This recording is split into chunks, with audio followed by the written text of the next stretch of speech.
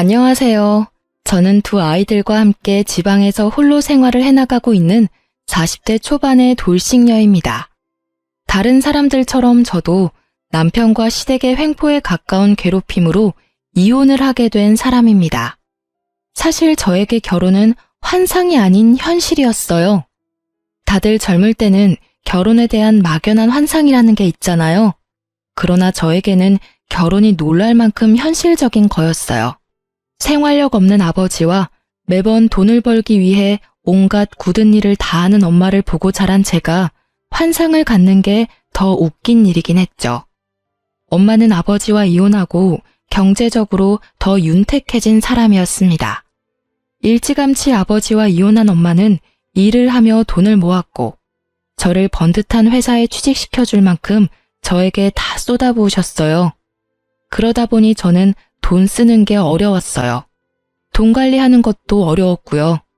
저 같은 사람은 모을 줄만 알지 쓰는 건 관리를 잘 못하겠더라고요. 그러다 보니 아예 안 쓰는 방법을 선택하죠. 아니면 무조건 싼 걸 선택하거나. 그런데 연애를 하면서 그 선이 조금씩 무너지더라고요. 살 때는 사야 했고 또 사랑하는 만큼 주고 싶은 마음도 생기고. 그러던 차에 남편을 만나 연애를 하는 도중에 남편의 생활력 있는 모습에 결혼을 결심하게 됐어요. 솔직한 말로 그것만으로도 저는 친정아버지가 보여준 지옥 같은 가난함은 보지 않을 거라는 희망이 있었거든요. 집은 둘이서 집값의 반을 나눠서 내서 샀고 남편이 공동 명의로 하자고 해서 그렇게 하기로 했어요. 그리고 저는 그런 남편의 마음 씀씀이에 고마워서 혼수를 다 해갔죠. 남편과 저는 평범한 회사원으로 일하는 맞벌이였는데 저는 일을 그만두고 싶은 마음이 요만큼도 없었거든요. 그래서 결혼 전 남편에게 그 점을 정확하게 말했고 남편은 그걸 들어주기로 했어요. 그렇게 결혼을 하고 남편과 저는 경제권을 반만 합치기로 했어요. 이것도 남편의 생각이었어요. 남편 통장은 생활비 통장으로 사용하고 대신에 그 통장의 카드는 제가 가지고 있기로 했어요. 생활비를 쓰는 건 저니까요. 제 통장에는 경조사용 통장으로 사용하기로 했어요. 양가 부모님 용돈이나 명절에 드릴 돈, 친인척들 경조사에 쓸 돈을 모으는 통장이었어요. 이 통장의 카드도 제가 가지고 있었어요. 남편보다는 제가 돈을 인출하기 편한 환경이었거든요. 남편의 생활력을 철석같이 믿고 있던 저에게 상상치도 못한 일이 벌어진 건 첫 아이를 낳고 난 후였어요. 당시 저는 출산 후 육아휴직 급여를 받으며 생활했는데 아무래도 남편의 월급이 그리 좋지 못하다 보니 생활에 한계가 생기더라고요. 그래서 결국은 첫 아이가 6개월일 때 육휴를 중단하고 일을 하러 회사로 돌아갔어요. 처음부터 젖이 잘 나오지 않아 아이는 분유를 먹는 중이었고 당시에는 친정엄마에게도 여유가 있는 상황이었기에 아이를 맡기는 것도 가능했었죠. 그렇게 4개월 정도 일을 다니고 있었는데 남편이 매번 생활비를 아끼라며 돈이 없다고 저에게 잔소리를 하더라고요. 저희는 각자 70만 원씩 생활비 통장에 넣고 있었거든요. 그리고 경조사용 통장에는 매달 각자 60씩 넣고 있었고요. 생활비 통장에 140이면 그다지 모자랄 일이 없는데 매번 모자라다고 하니 이상하더라고요. 처음에는 애가 생겨서 돈이 많이 나가는 거라고 생각하고 아무렇지 않게 여겼는데 매달 그 말을 들으니 너무 이상하더라고요. 제가 돈 쓰는 규모에 변함이 없는데 돈이 모자라니 말이죠. 저는 그렇게 꼼꼼하게 기록하거나 확인하는 스타일은 아니에요. 솔직히 저는 최소한 쓸 만큼만 통장에 넣어놓고 쓰는 타입이고 카드는 잔액 확인이 편하니 월말에만 확인을 했거든요. 그런 저에게 매번 돈이 없다는 남편에게 이상하다는 마음이 들어 가계부를 작성하게 됐어요. 없는 시간 쪼개서 작성하는 것도 힘든 일이었는데 이상하게도 진짜로 매달 4, 50만 원 정도가 비더라고요. 제 계산으로는 한 달에 8, 90밖에 쓰지 않았는데 도대체 남은 돈들은 어디로 갔을까 싶더라고요. 그래서 혹시나 하는 마음에 남편이 대충 집에 던져두었던 통장을 들고 은행으로 갔죠. 그리고는 통장 정리를 했는데 매주 월요일에 10만 원씩 똑같은 계좌로 돈이 빠지고 있더라고요. 그러니 한 달에 4, 50만 원이 계속 비었던 거예요. 근데 계좌번호가 익숙해서 보니 저희 시모의 계좌더라고요. 그 순간 슬슬 열이 받기 시작하더라고요. 용돈이라면 매달 경조사용 통장으로 제가 직접 40만 원씩 드리고 있었거든요. 그런데 저 몰래 남편이 시모에게 돈을 주고 있다는 걸 알고 나니 완전 배신감이 팍 들더라고요. 생활비 통장으로 용돈을 몰래 드리는 것도 화가 났지만 그것보다 더 화가 났던 건 남편이 예전에 저에게 그런 말을 한 적이 있었거든요. 친정에 애 맡기고 돈 주는 거 너무 아깝다고요. 친정에는 용돈 40만 원에 애 봐주는 비용에서 30만 원을 더 얹어서 총 70만 원을 드리고 있었거든요. 솔직히 더 드리고 싶었지만 눈치가 보여서 그렇게 드리고 있었어요. 그런데 남편이 그 이야기를 할 때 정말 속상했지만 아무 말 하지 않았어요. 둘이서 돈을 버는 거고 내가 더 벌어서 드리면 되지 하는 생각이 들었으니까요.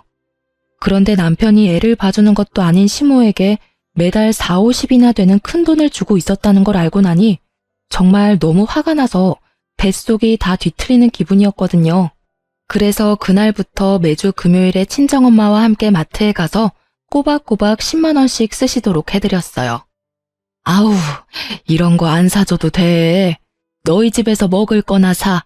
아니면 우리 손주 맛있는 거나 사던지. 괜찮아.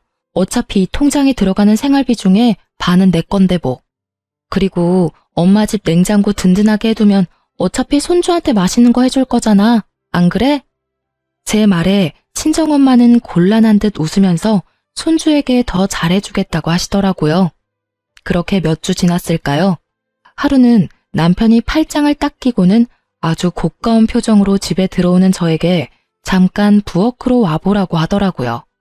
제가 부엌으로 갔더니 남편이 냉장고 문을 열더니 말하더라고요.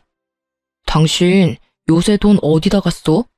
분명히 마트에서 장을 본 건 맞는데 왜 냉장고에 음식이 하나도 없는 거야? 당신 혹시 두 집 살림 차렸어?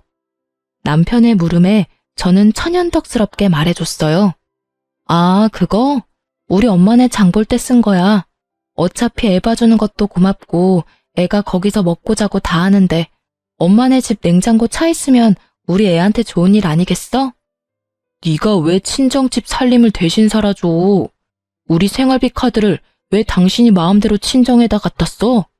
그리고 장모님께는 우리가 매달 용돈에 애 봐주는 돈도 드리잖아. 그거면 됐지. 뭘 그렇게 더 해드리고 싶어서 안달이 난 건데? 그러다 우리 집 거덜나면 네가 책임질 거야? 생각이 있는 거야, 없는 거야? 가만 보면 너도 생각이 없는 여자야. 누가 생각이 없는데? 내가 생각이 없는 거면 너도 생각이 없는 거겠지. 네가 시댁 살림 살아주는 것 같길래 나도 친정 살림 살아준 건데 뭐 잘못됐어? 꼬박꼬박 월요일마다 10만 원씩 보내고 있는 거 내가 모를 줄 알았냐? 너는 생각이 있는 거야, 없는 거야? 나 몰래 그렇게 시작한 너야말로 생각이 없는 남자겠지. 저는 그렇게 말하며 남편 앞에 남편 통장을 툭 던졌죠. 그걸 보더니 남편이 당황한 듯 그걸 후다닥 가져가더라고요. 아니, 왜 남의 통장을 마음대로 보는 건데? 이거 사생활 침해인 거는 알고나 있어? 그거 내 돈도 들어간 생활비 통장이거든? 아니, 그리고 지금 이 상황에 사생활 침해는 무슨 말이야? 여기서는 어머님한테 왜 돈을 보냈는지부터 말해야 되는 거 아니야? 나야 당연히 어머님이 필요한 게 있다고 해서 드린 거지. 나도 마찬가지야. 우리 엄마가 필요한 걸 사드린 것뿐이라고. 그런데 네가 잘못한 게 뭔지 알아? 생활비 통장에 돈 마음대로 써놓고는 나더러 돈 아끼라고 잔소리했다는 거야. 그리고 너 우리 엄마한테 주는 돈도 아깝다고 했었지? 애도 안 봐주는 어머님께 뭐가 필요했었는지는 모르겠는데 준 건 상관없어. 이미 줬으니까. 근데 너는 네 엄마한테 주는 건 괜찮고 나는 우리 엄마한테 주면 안 된다는 고약한 심보는 도대체 어디에서 나온 거야? 아니, 생각을 해보라고. 당신 친정에 이미 돈을 70만 원이나 드리고 있잖아. 그 돈이면 충분하지. 그 이상으로 또 뭘 사드릴 게 있다는 거냐고. 그래? 그럼 자, 네가 한번 봐. 우리 엄마가 마트에서 뭘 샀나? 저는 친정엄마와 함께 마트에 가서 산 영수증 내역을 보여줬어요. 각종 식재료와 영유아를 위한 간식, 그리고 아이를 키우는데 필요한 잡화들이었어요. 특히 식재료는 다짐 육이나 새우살가리, 이유식을 시작하는 우리 아이를 위한 물건들 뿐이었어요. 뭘 샀는지 이제 눈에 보여? 우리 엄마는 그 돈도 아깝다고 손주한테 해줄 것들만 다 골라서 샀어. 근데 네가 어머니께 드린 돈으로 어머니는 뭘 샀을까? 모르긴 몰라도 우리 집이나 아이에게 도움되는 건 아니었나 보네. 우리 엄마는 애를 봐주니 돈을 받아가는 건데 당신 엄마는 애도 안 봐주는데 무슨 돈을 그렇게 많이 받아가? 왜? 애 보는 건 노동이 아닌 것 같아? 처갓집에 돈 주는 건 뭐든 다 아까워? 아니, 엄마가 요새 힘들어서 돈 좀 붙여달라고 해서 드린 거야. 그거 하나가 이렇게 너한테 잔소리 들을 일이야? 아니, 그리고 시댁에 좀 더 드릴 수도 있는 거지. 왜 이렇게 사람이 못돼 처먹었어? 너야말로 심보 고약한 거 알아? 그래, 네 엄마한테 네가 돈 주는 거 상관없어. 근데 그런 건 생활비 통장이 아니라 네 개인 돈으로 줬어야지. 최소한 네가 나한테 말을 한마디라도 했거나 네가 펑크낸 통장을 나한테 책임지라며 잔소리만 하지 않았어도 내가 이렇게 고약해지지는 않았겠지. 그리고 내가 고약한 거면 너는 적반하장인 거지. 화는 내가 내야 하는데 네가 왜 화를 내? 어이가 없어서 진짜. 결국 소리 한번 지르지 않던 제가 소리를 꽥 지르고 나서야 남편의 변명과도 같은 자기 합리화는 사그라들었습니다. 지가 당할 재간이 없겠죠. 계속 논점을 흐리려고 했지만 결국 저를 속이고 시모에게 돈을 계속 준 건 사실이잖아요. 결국 그 뒤로 생활비 통장에서는 돈이 따로 나가지는 않더라고요. 저는 남편이 개인적으로 시모에게 돈을 좀 더 드리고 있나 보다 싶었는데 그건 또 아니었더라고요. 다음 주 월요일에 저한테 시모가 전화가 왔거든요. 예, 너 용돈을 이렇게 갑자기 줄이면 어떡하니? 네? 제가요? 저는 매달 꼬박꼬박 40만 원씩 드리고 있는데요. 아니, 그거 말고 매주 10만 원씩 주던 거 그거 왜 안 주는 거야? 네가 아들한테 뭐라고 한 거 맞지? 어머님, 그건 줄인 게 아니라 원래대로 돌아간 거예요. 뭘 원래대로 돌아간 거야?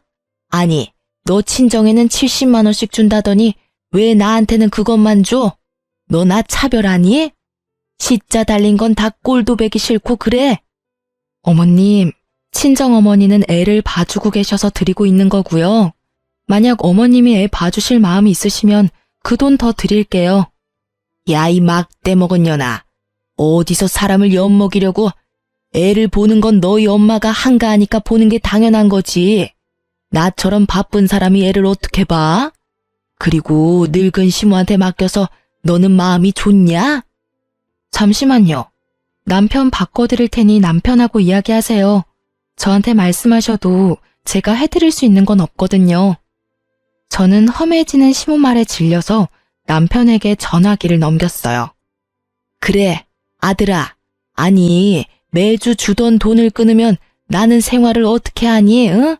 여기저기 쓸 때도 많고 갈 때도 많은데 이렇게 갑자기 끊는 법이 어딨어? 어머니, 죄송해요. 저희가 많이 쪼들려서 드릴 돈이 많이 없어요. 이해하시고. 야, 너까지 이럴 거야? 내가 널 어떻게 키웠는데 네가 나한테 이런 대접을 해? 내가 분명히 너희 처갓집에 들어가는 것보다 더 달라고 말했잖아. 욕심 좀 그만 부리세요, 어머니. 돈이 없는데 그럼 빚내서라도 드려요? 아들 빚쟁이 만들고 싶으신 거냐고요. 사정이 그렇게 됐으니까 어머니가 이해하고 좀 넘어가시라고요. 결국 남편의 큰 소리에 시모가 깜짝 놀랐는지 더 이상 돈을 내달라고는 하지 않더라고요. 그리고 그 이후로 생활비 통장은 매달 영수증으로 지출을 확인하게 됐죠. 이때의 일로 모든 게 다 잘 된 거라고 생각했는데 시모와 남편의 대환장 파티는 이때가 시작이었더라고요. 그 후로 거의 1년이 다 지났을 무렵인데 친정엄마가 손가락 골절로 입원하게 됐었죠. 입원은 최소 기간만 가능했고 집에는 봐줄 사람이 없어서 엄마가 제게 연락을 했더라고요.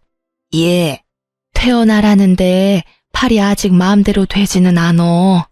우리 집에 잠깐만이라도 와서 도와주면 안 될까? 재활 시작하면 서서히 돌아온다는데 나이가 있어서 금방 좋아지지는 않는 데서 반찬만 좀 해주면 다른 건 엄마가 다 할 수 있는데. 저는 엄마의 상황이 딱해서 남편에게 살짝 물어봤죠. 우리 엄마 손가락 골절로 힘든데 우리 집에서 당분간만 보살펴드려도 될까? 집에는 아무도 없고 오래된 집이라 이것저것 집안일도 힘들고 길어봐야 3, 4개월인데 그 전에 좋아지면 금방 돌아가실 수도 있거든. 뭐? 왜 우리 집에 장모님을 모셔? 절대 안 돼. 솔직히 나 모르는 사람 집에 와 있는 거 진짜 신경 쓰이거든? 일하는 것도 힘든데 집에 와서까지 마음 써야 돼? 정 필요하면 간병인을 구하면 되잖아. 남편의 그 말에 엄청 서운했어요. 게다가 모르는 사람이라니 어떻게 장모가 모르는 사람이 될 수 있나요? 그렇지만 지친 남편의 마음도 이해하기로 하고 간병인을 구했어요. 그런데 생각보다 간병인 비용이 많이 나오더라고요. 어머니가 실비보험이 없어서 모든 수술비와 입원비를 그대로 내야 해서 돈이 많이 쪼들렸어요. 그 상황에 간병인을 쓰니 생돈이 거저 깨지더라고요. 그때는 집 안팎으로 일이 많아 돈이 많이 깨졌던 시기라 제가 개인적으로 모아놓은 목돈도 많이 없었거든요. 그래서 남편에게 부탁했거든요. 미안한데 우리 엄마 병원비랑 간병비가 생각보다 많이 나올 것 같은데 돈 좀 빌려주면 안 될까? 나도 돈 없는데. 그리고 그걸 왜 내가 내야 해? 당신 엄마니까 당신이 알아서 해야지. 어디 우리 엄마 아프다고 내가 당신한테 돈 달라고 한 적 있어? 아니, 빌려달라는 거고 곧 갚을 거라는데 왜 이렇게 정색이야? 싫으면 됐어. 진짜 뭐 이런 놈하고 결혼을 했는지. 생활력 있는 남잔 줄 알았는데 그게 아니라 지 실속만 차리는 놈이었네. 내가 바보 멍청이지. 아휴. 제 말에도 남편은 아랑곳하지 않더라고요. 솔직히 이때 이미 남편에 대한 정이 뚝 떨어졌어요. 그래도 뱃속에 있는 둘째 생각하며 버티자 싶었거든요. 아빠 없는 애 만들고 싶지 않았으니까요. 그래도 이혼에 대해서는 꾸준하게 생각하고 있긴 했어요. 볼 때마다 짜증이 났으니까요. 그런데 이 와중에 추석 때가 다 돼서 시부가 돌아가셨어요. 상을 치르고 뭐다 좋았는데 갑자기 그 이후로 시모가 계속 합가를 요구하더라고요. 처음에는 은근한 말투였어요. 여기 경치가 참 좋다. 이런 데서 살면 얼마나 좋겠냐. 뭐 이런 말들요. 그런데 시간이 좀 지나니 아주 직설적으로 말하더라고요. 죽을 때는 아들 곁에서 죽고 싶다고요. 그 이야기를 들으면서도 저는 남편이 설마 합가에 찬성하지는 않을 거라고 생각했어요. 그런데 갑자기 그 다음에 추석이 다가올 때쯤 시모가 저희 집에서 차례와 제사를 지내고 싶다고 하더라고요. 시모의 집은 도심이었고 저희 집은 약간 외곽에 있는 주택이었거든요. 그래서 시모를 모셔와서 차례와 제사를 지내기로 했죠. 그렇게 5박 6일을 저희 집에서 머무셨는데 저는 정말 힘들어 죽는 줄 알았거든요.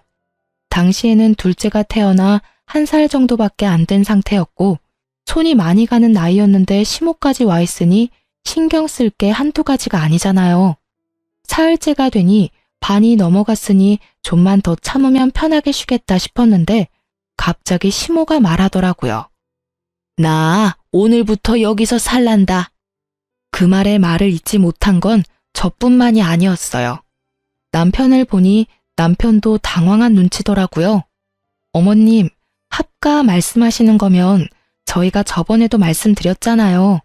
지금은 어머님을 모시고 살 만큼의 여건이 안 돼요. 애도 돌쟁이에 저희 맞벌이라 어머님도 그만큼 신경 못 쓸 거예요. 게다가 지병도 있으신데 도시에 있는 게 약타기도 편하고 병원 다니기도 좋잖아요. 너한테 물은 거 아니야. 우리 아들한테 물었지. 아들아, 나 오늘부터 여기서 살게 해줘라. 나 죽더라도 네 옆에서 죽고 싶어. 우리 아들 집에서 죽고 싶어. 응? 어머니, 갑자기 이러시면 저희도 상의를 해봐야 하고 그만큼 여건도 안 되고. 남편은 시원히 말 못하고 버벅거리더라고요. 그런데 시모가 갑자기 통장과 도장을 떡 내놓더라고요.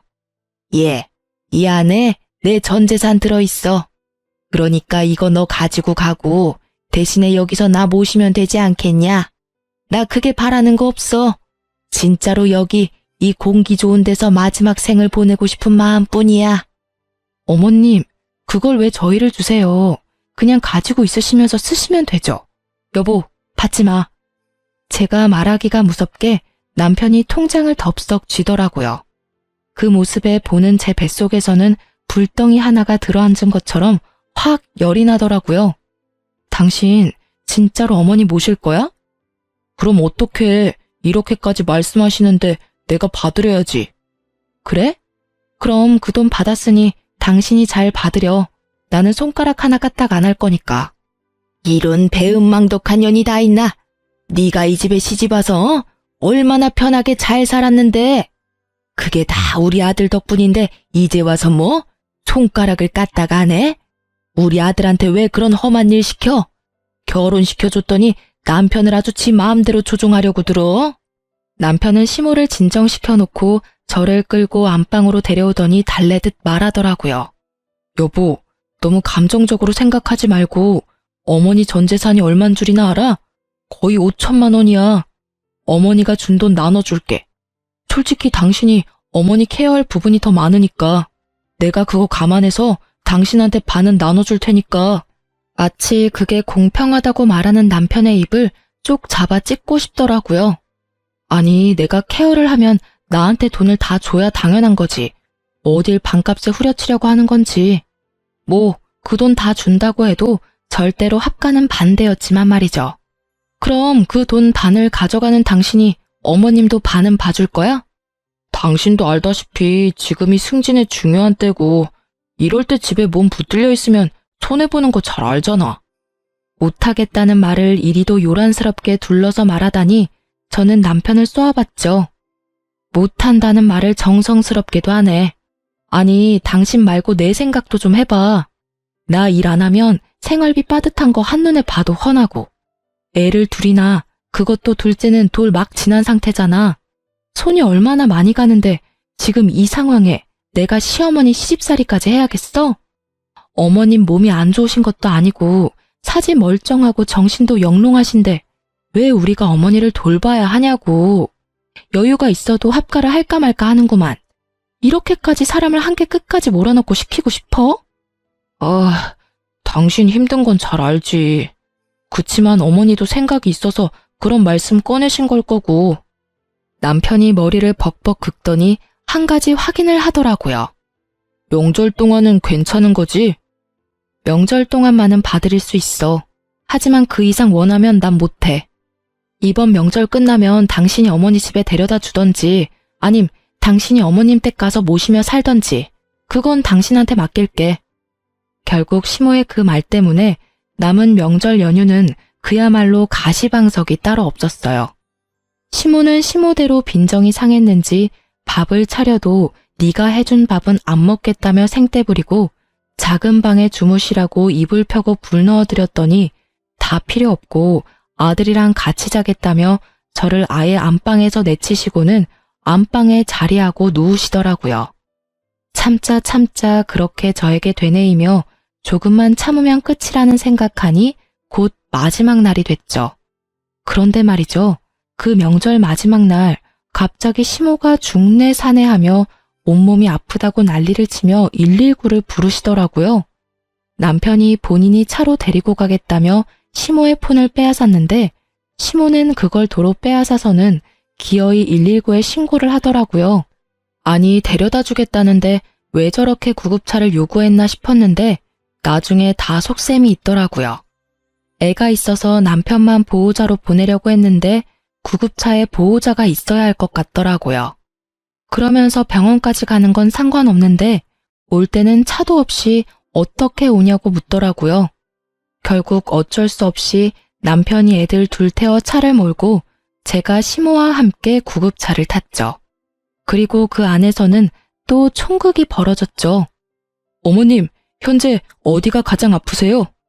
아유, 선생님, 온몸이 다 아프고 나이가 먹어서 그런가 눈도 잘 안 보이고 그래요. 제가 다니는 대학병원이 있는데 꼭 그쪽으로 가주세요. 구급차에서 지정해서 병원으로 가시는 건 좀 힘듭니다. 아픈 곳을 정확히 말씀해 주시면 저희가 그에 맞는 병원으로 이송해 드릴 테니. 아유, 그러지 말고 제가 가는 병원으로 좀 가주세요. 거기가 어디냐면. 어머님, 바쁘신 분들 힘들게 하지 마시고 아픈 곳이 어딘지 말씀해 주세요. 넌 가만히 있어, 이 못된 년아. 네가 하는 말 나는 절대로 안 들을 거야. 네가 뭔데 우리 아들 집에 못 있게 해?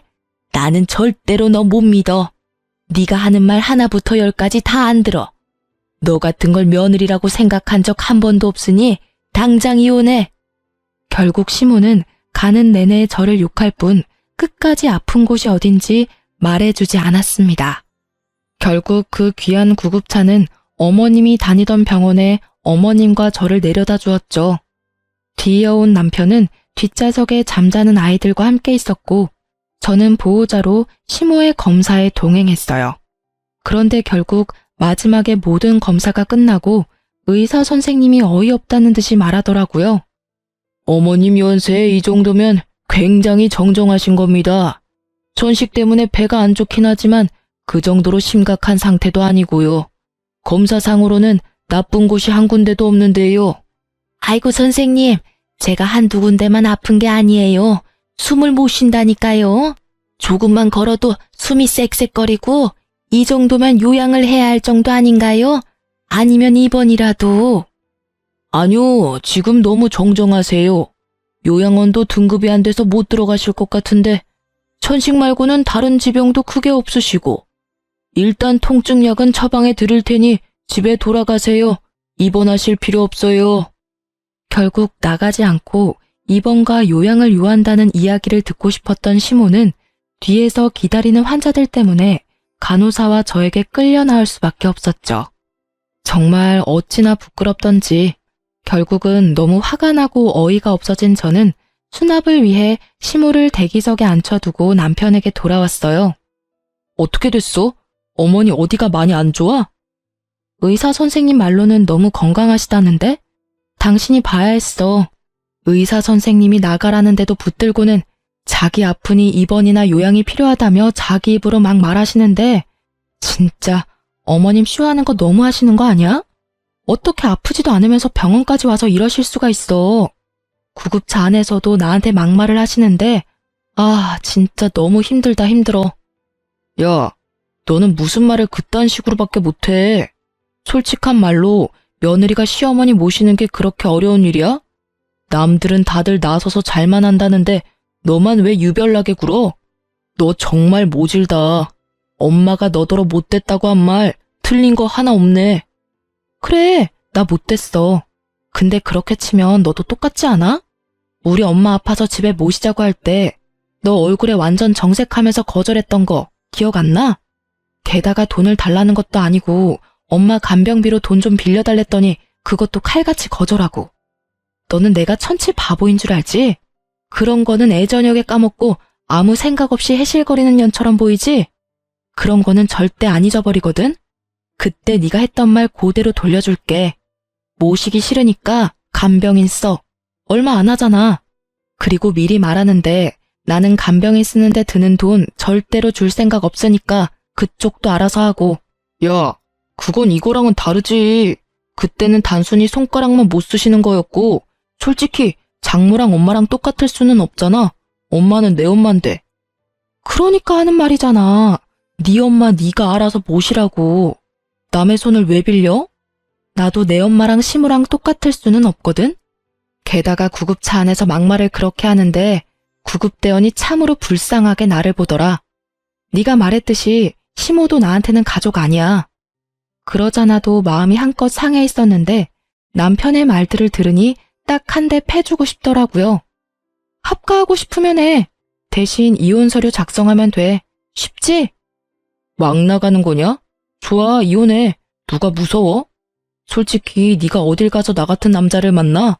나니까 네가 하는 말 다 들어줬던 거지. 나가서 고생해봐야 정신을 차린다니까? 그래, 알았어. 근데 너 내가 하는 말 들어줬던 적 없거든? 내 뒤통수 친 적은 한 번 있네. 솔직히 소송하면 나한테 더 유리할 거 알지? 나야말로 볼 꼴 못 볼 꼴 다 봤거든. 고맙다 이 새끼야. 이혼해줘서. 저는 그날부터 이혼 준비에 들어갔습니다. 막상 이혼을 하면 앞으로의 불확실한 미래 때문에 두려울 줄 알았는데 웬걸요? 아주 속이 시원하더라고요. 앞으로 저 얼굴 안 보고 살아도 될 생각을 하니 10년 묵었던 채증이 다 내려가는 느낌이었죠. 이혼 전문 변호사를 만나서 법적으로 가져올 수 있는 건 최대한 끌어오자는 느낌으로 소송에 임했어요. 그리고 혼자서 애를 키우고 돈을 벌 계획까지 모두 철저하게 준비하고 있었죠. 집은 어차피 공동명의라서 살고 있지 않아도 한 사람의 임의대로 팔 수 없기에 그냥 놔두고 나왔어요. 친정에서 아이와 머물고 있었죠. 그리고 생각보다 빠르게 이혼 확정 판결이 떨어졌어요. 재산 분할도 변호사님이 예상한 대로였고 양육권과 친권도 제가 가져올 수 있게 됐어요. 또 이혼 위자료도 조금이지만 받게 됐죠. 이제 절차상의 서류 정리만 마무리하면 되는 상황에서 갑자기 전 남편에게서 연락이 왔어요. 병원 주소를 보내더니 당장 이곳으로 와달라고 하더라고요. 그 말만 하고 뚝 끊길래 다시 전화했는데 전 남편이 전화를 계속 안 받더라고요. 그래서 혹시나 싶어서 그 주소로 향했어요. 그곳에 갔더니 전 남편이 무척이나 초조한 얼굴로 저를 기다리고 있더라고요. 여기까지 왜 부른 건데? 나 바쁘니까 용건만 간단히 해줘. 갑자기 불러낸 건 미안해. 우리 엄마가 갑자기 쓰러져서 지금 입원해 계시거든. 아직 우리 이혼 서류 마무리 안 됐는데 당신이 아직까지는 며느리잖아. 그래서 당신이 당분간 간병을 좀 해줬으면 싶은데. 어머님처럼 지병이 있는 사람은 도시에 있는 게 낫다고 내가 말했잖아. 내 말 허투루 듣고 어머니 돈에 눈이 멀어서 모시겠다고 집에 데려온 당신 잘못이니까 당신이 알아서 어머님 간병해. 왜 엄한 사람한테 간병하라 마라 하는 건데? 그리고 엄밀히 따지면 이혼 소송이라 판결 확정되면 이혼 효력 발생하는 거거든? 우리 완전 남남이니 나한테 이런 짓 시키지 마. 아주 쓸데없는 잔머리만 돌아가가지고는 사람을 요리조리 써먹으려고 환장을 했네. 그럼 어머니가 준 돈 당신한테 다 줄 테니까 어떻게 간병만이라도 좀 해줘. 나도 일하러 가야 하는데 봐줄 사람이 하나도 없어. 간병인 쓰려니 너무 비싸고. 결국 또 자기 실속만 차리려고 간병인도 쓰지 않겠다는 남편을 보며 저는 코웃음을 쳤어요. 아니, 억만금을 줘도 모시기 싫거든? 뭐 정이라는 게 눈꽃만큼이라도 남아있어야 간병을 하지. 당신은 내가 저번에 구급차 안에서 어머님한테 어떤 말 들었는지 모르지? 나 못 믿으니 나더러 당신이랑 헤어지라고 하더라. 아주 악에 받쳐가지고는. 너를 며느리로 생각한 적 단 한 번도 없다는데 며느리로 생각하지도 않는 내가 간병해주길 바라시지는 않을 거 아냐? 그러니 당신이 알아서 하는 게 맞지. 제발, 그러면 예정을 봐서라도 애들 아빠인 나를 봐서라도 좀 모셔줘, 응? 돈 아끼지 말고 어머님 돈 팍팍 써. 이러라고 물려주신 돈일 거 아니야? 그리고 우리 재산 분할해서 집도 나눠야 되니까 빠른 시일 내에 생각해서 알려줘. 집을 팔고 반으로 나눌 건지 집 가격의 절반을 나한테 주고 그 집을 가지고 갈 건지. 아, 그리고 양육비는 제대로 보내줘. 안 보내주면 또 소송할 거야? 저는 그렇게 말하고 남편을 놔두고 떠났죠. 이미 남남인데 어쩜 이렇게 뻔뻔하게 지 원하는 것만 부탁하는 모습을 보니 다시금 이혼 잘했다는 생각이 들더라고요. 나중에 지인을 통해 알아보니 시모가 뇌출혈이었다고 하더라고요. 결국 외곽에서 병원까지 시간이 걸렸던 바람에 편마비로 오랫동안 치료를 받아야 한다고 하더라고요. 차라리 남편이 시모와 함께 시모 집에 있었다면 더 빨리 도착해서 예후가 좋았을 텐데 말이죠. 아들 집이 뭐 그리 중요하다고 굳이 거기 있겠다고 고집을 부려선 이런 상황을 만들었는지 원. 전 남편의 연락은 그때 이후로 없었어요. 그런데 2년 정도 지났을까? 전 남편이 양육비를 안 보냈더라고요. 일단 연락을 남겼는데 도통 통화가 안 되더라고요. 그래서 전 남편 회사에 직접 전화해서 물었더니 저녁에 다른 일 하나 더 뛴다고 바쁘다고 했다는 모양이에요. 알고 보니 투잡을 뛰고 있었더라고요. 저는 이해가 안 갔죠. 아니, 시모가 통장에 넣어둔 그 돈들로 병원비는 충당이 됐을 텐데 말이에요. 의아하게 생각하던 그때 전 남편이 만나서 이야기하자며 저를 부르더라고요. 목소리가 완전 힘없이 기어가는 모양새라 거절하려다 나가기로 했어요. 그렇게 만난 남편의 얼굴은 아주 눈뜨고 볼 수 없을 만큼 푹 상해 있었습니다. 뭘 하면 이 단시간에 이렇게 늙을 수 있는지 모를 정도로요. 회사 전화했다면서? 응. 근데 도대체 투잡을 왜 하는 거야? 그만큼 돈이 없어? 연차 어느 정도 돼서 월급 늘었을 텐데? 혹시 어머님이 주신 통장에 비밀번호 몰라서 못 쓰는 거야? 아, 그 통장 진짜 말도 마. 내가 완전 어머니한테 뒤통수 제대로 맞았어. 그게 무슨 소리야? 5천만 원 있었다며. 통장에 찍혀있던 돈이 가짜였어. 나는 틀림없이 5천만 원을 받거든? 그런데 어머니 입원하고 병원비 내려고 통장에 돈 뽑으러 왔는데 500만 원을 뽑으려는데 인출이 안 되더라고. 잔액이 모자라다고. 그걸 보고 놀라서 통장 정리했더니 안에 꼴랑 200만 원 좀 넘게 들어있더라고. 아버지 돌아가시고 가지고 있던 돈 다 쓰셨어. 그 5천만 원은 일부러 그 이후로 통장 정리를 안 한 거였고. 전 남편의 말에 저는 입을 떡하니 벌리고 들을 수밖에 없었어요. 알고 보니 시모가 남편에게 거짓말을 한 거였더라고요. 합가를 하고 싶었는데 며느리는 합가에 결사반대고 아들놈도 지한테 이득이 되지 않으면 얄짤없을 거라는 걸 알고는 일부러 5천만 원의 통장 정리하고 그 뒤로 정리를 하지 않은 거였더라고요. 돈 없으면 자기 아들이 안 받아줄 걸 예상을 한 거죠. 어머님은 무슨 배짱으로 그렇게 하신 거래? 아니, 막말로 어머님이 아프면 당신이 모시지 못할 것도 아닌데. 합가하고 나면 어차피 자기를 버리지도 못할 거니 그냥 그대로 눌러 살 작정이었다고 하더라고. 머리털 나고 이렇게 사기당해본 게 처음이라. 아들 성격 잘 알고 있으셨네? 어차피 당신 그 돈 없으면 합가 안 할 생각이었잖아. 안 그래? 그 돈에 눈이 멀어서 합가했으면 진짜 당신 나한테 욕 오지게 얻어먹고 탈탈 털렸을 텐데. 그 꼴 안 봐서 다행이긴 하다, 내 입장에서는. 그랬겠지. 아, 그때 당신이 하는 말을 들었어야 했는데 그 5천만 원이 그때는 왜 그렇게 아까웠는지 몰라. 결국은 봐. 늘어나는 병원비에 양육비가 감당이 안 돼서 저녁에 대리나 뛰고 있고 편안한 집도 사라지고 따뜻한 밥도 이제는 없어. 저기, 나 정말로 반성 많이 했거든. 이런 이야기 꺼내는 것도 미안하긴 한데 나랑 재결합할 생각은 없어? 나는 당신한테 정말로 미안함을 많이 느끼고 있어.